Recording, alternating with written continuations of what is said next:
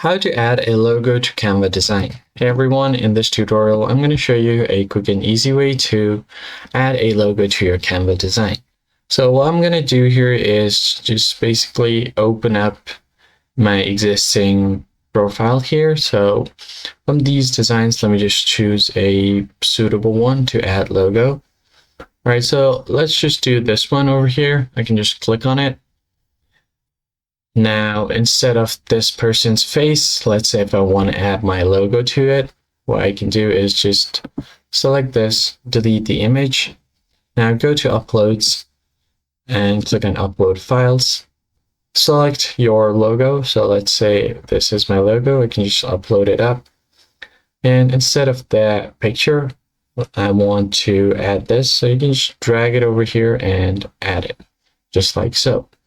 Now you can resize it if you want, make it bigger, just like so. And that is basically it.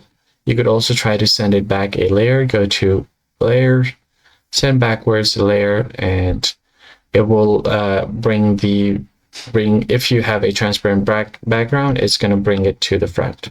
That's basically it, guys. I hope this tutorial was helpful, and I'll catch you guys in the next one. Thanks for watching.